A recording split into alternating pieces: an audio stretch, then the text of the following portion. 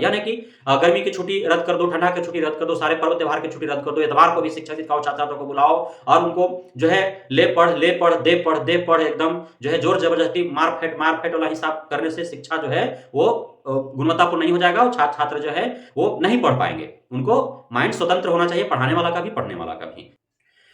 नमस्कार दोस्तों, मैं राकेश वर्मा आप सभी का स्वागत करता हूं आपके अपने परिवार एसएन गुरुकुल पर। साथियों, आप सभी छात्र छात्राओं और शिक्षक शिक्षिकाओं के लिए बहुत बड़ी खुशखबरी लेकर के आया हूं इस वीडियो में। आप सभी अंत तक बने रहेंगे, मैं सुनाऊंगा जिसे सुन करके आप खुशी से झूम उठेंगे। आपके चेहरे पर एक अति उत्साह भरा भाव नजर आएगा। साथियों, आप सभी इस भीषण गर्मी में, इस तपती धूप में, इस खून चूस लेने वाली गर्म हवाओं के मध्य आप जा रहे हैं घरों से बाहर, विद्यालयों में पठन पाठन का कार्य कर रहे हैं। छात्र छात्राएं पढ़ने के लिए जा रहे हैं, शिक्षक शिक्षिकाएं पढ़ाने के लिए जा रहे हैं। इसी बीच गर्मी की वजह से काफी बच्चे भी बीमार पड़ रहे हैं, शिक्षक शिक्षिकाएं भी बीमार पड़ रहे हैं। लेकिन चूंकि विद्यालय प्रबंधन के द्वारा विद्यालय बंद नहीं किए जा चुके हैं, इसलिए आपको विद्यालय जाना पड़ रहा है। साथ ही गर्मी का मौसम जो है वो लगातार 3 माह जो है भयानक आपको भीषण गर्मी देखने को मिलेगा और इस भीषण गर्मी में आप सभी को जो है इसमें झेलना ही पड़ेगा। पूरे 3 माह लगातार जो है वो विद्यालय बंद नहीं हो सकते हैं। लेकिन दुख इस बात का है कि विद्यालय बंद होने का सूचना 3 माह पूर्व दे देने के बावजूद भी जिस तिथि में विद्यालय बंद किए जाने की कैलेंडर भी जारी कर दी जा चुकी है और उसी बीच जो है विद्यालय चलाए जाने, यह जो है दुखदायी साबित हो रहा है, यह जो है कष्टदायक साबित हो रहा है। क्योंकि 15 अप्रैल से 15 मई तक सरकारी विद्यालयों में गर्मी की छुट्टी, लेकिन इस गर्मी की छुट्टी जो है वो सिर्फ छुट्टी के कैलेंडरों तक सीमित कर रह गई। वास्तविकता और हकीकत में धरातल पर देखें तो गर्मी की छुट्टियों में शिक्षक शिक्षिकाओं को 100% जो है वो उपस्थिति विद्यालयों में देना पड़ रहा है। साथ ही छात्र छात्राओं को भी जो है धर पकड़ करके, घसीट करके, लपेट करके उनको किसी भी तरह विद्यालय लाए जा रहे हैं। तो यह इस गर्मी छुट्टी का महत्व क्या रहा? नहीं रहा।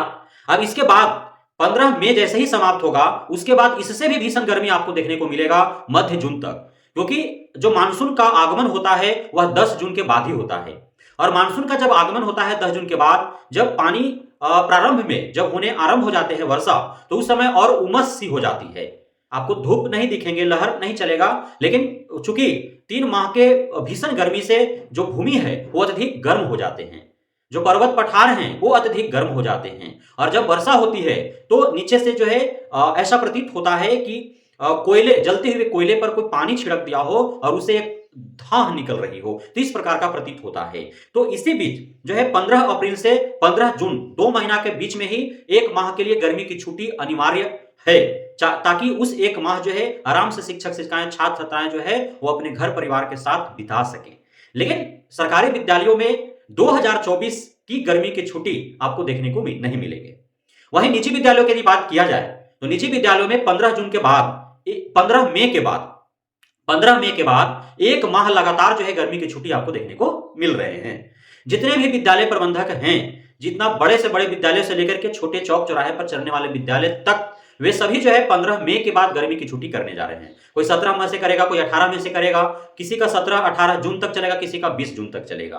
अर्थात 15 से 20 मई के बीच सभी निजी विद्यालय बंद हो जाएंगे गर्मी की छुट्टी के लिए और 15 से 20 जून के बीच विद्यालय जो है वो खुलना आरंभ हो जाएंगे। अर्थात 1 माह जो है गर्मी की छुट्टी रहेगी निजी विद्यालयों में। अब सबसे बड़ा प्रश्न खड़ा होता है कि सरकारी जो विद्यालय हैं, इसके विद्यालय प्रबंधक जो हैं, विद्यालय प्रबंधक के रूप में हम लोग प्रधानाध्यापक और प्रभारी प्रधानाध्यापक को समझेंगे। साथ ही इनके ऊपर जो अधिकारी हैं, पदाधिकारी हैं, उनके अंदर जो प्रबंधन की क्षमता है, आखिर इसमें खामियां कहां है, कमियां कहां है कि उन्हें गर्मी की छुट्टी में भी उन्हें एक विशेष कक्षा का आयोजन कर कमजोर बच्चों को जो है मुख्य धारा से जोड़ने के लिए अत्यधिक प्रयास करने पड़ रहे हैं, एक्स्ट्रा इफोर्ट लगाने पड़ रहे हैं। वहीं निजी विद्यालयों की बात यदि करें तो निजी विद्यालयों में सरकारी विद्यालयों से कम समय तक जो है पठन पाठन का कार्य भी होते हैं, क्योंकि 9 बजे से प्रारंभ होता है विद्यालय और वो 2 बजे जाकर के जो है समाप्त हो जाते हैं। वहीं यदि सरकारी विद्यालयों की बात करें तो 9 से 5 विद्यालय चलाए जा रहे हैं।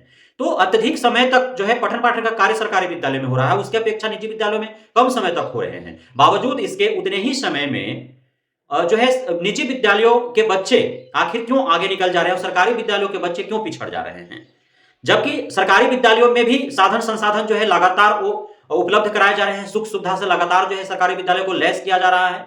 लगातार शिक्षक शिक्षिकाओं को जो है वो ट्रेंड किया जा रहा है, नए नए तकनीकों से उनको जो है रूबरू कराए जा रहे हैं।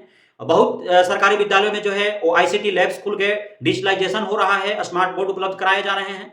तो तमाम सुख सुविधा और व्यवस्था से लैस कराए जाने के बाद भी, साथ ही गुणवत्तापूर्ण शिक्षकों की बहाली करने के बावजूद, क्योंकि नियोजित शिक्षक थे तो उनमें लालछन लगाया जाता रहा है, बार बार की नियोजन इकाइयों से जैसे तैसे बहाली हो गई, और जो है जिनको कखारा मंत्रा गिनती पढ़ा नहीं आ रहा है वे भी शिक्षक बन चुके हैं, जिनको सिग्नेचर करने नहीं आ रहा है, जिनको एप्लीकेशन नहीं लिखने आ रहा है वो भी शिक्षक बन चुके हैं। हालांकि ऐसा नहीं था, 100% नियोजित शिक्षक ऐसे नहीं थे कि जो एकदम बिल्कुल ही जो है गुणवत्ताहीन थे, विवेकहीन थे, अज्ञानी थे, बुद्धिहीन थे, ऐसा नहीं था। उसमें भी जो है अत्यधिक परसेंटेज देखा जाए तो योग्य शिक्षकों का था, और पूरे पिछले 18 वर्षों से उन्हीं नियोजित शिक्षकों के दम पर जो है पूरे बिहार भर के सरकारी विद्यालय जो है संचालित होते रहा। और उस बीच में सरकारी विद्यालय से पढ़े लिखे काफी बच्चे जो है निकल करके और बड़े बड़े पदों पर पदासीन भी हुए। अब बीपीएससी की बात आती है तो बीपीएससी में भी ऐसा नहीं है कि बीपीएससी के थ्रू यदि शिक्षक बहाल हो गए तो 100% जो शिक्षक है वो योग्य ही हैं, कर्मठ ही हैं, ऐसा नहीं है।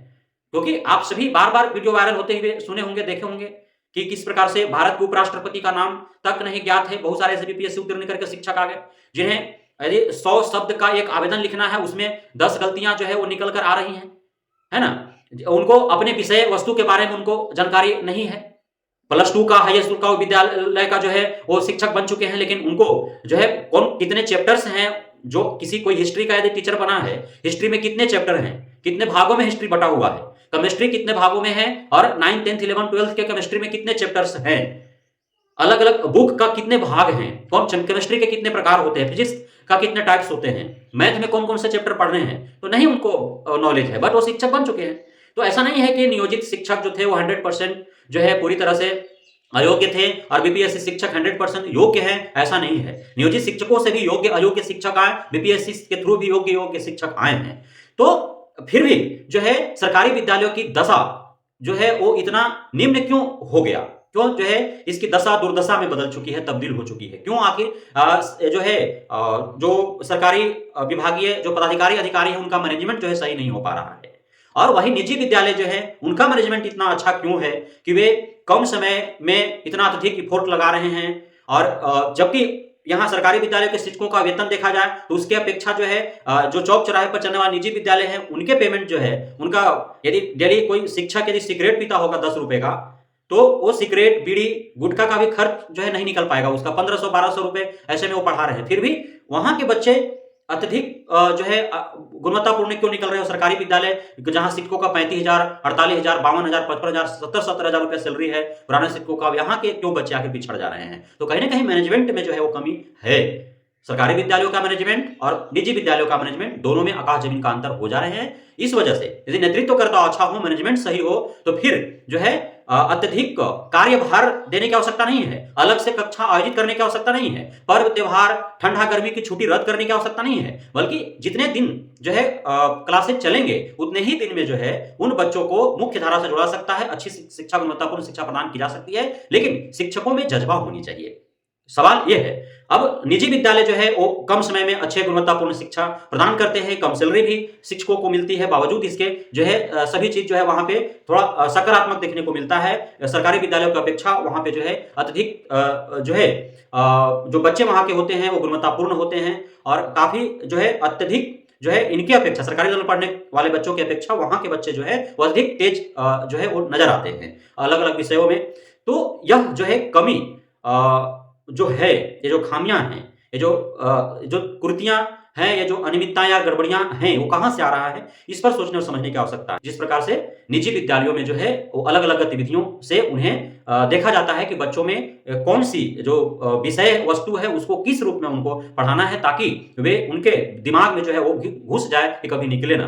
तो उस प्रकार से जो है यहाँ भी हमें अमल करना होगा सरकारी विद्यालयों में। तो कुल मिलाकर के जो है जो निजी विद्यालय हैं उनका प्रबंधन जो है इस हिसाब से है कि सारे चीज, जितने पर्व की छुट्टी होने चाहिए वो सभी हो रहे हैं, संडे को छुट्टी हो रहे हैं, अत्यधिक ठंड पड़ने के कारण वो छुट्टी दे देते हैं, गर्मी की छुट्टी भी वो दे रहे हैं, बावजूद इसका उनका परफॉर्मेंस अच्छा है। और एसएसके के पाठक जैसे जो है एसीएस का रहते हुए भी सारे छुट्टियां रद्द करने के बावजूद भी परफॉर्मेंस जो है वह दिन प्रतिदिन जो है गिरता ही नजर आ रहा है। तो इस गैप को जो है भरने की आवश्यकता है।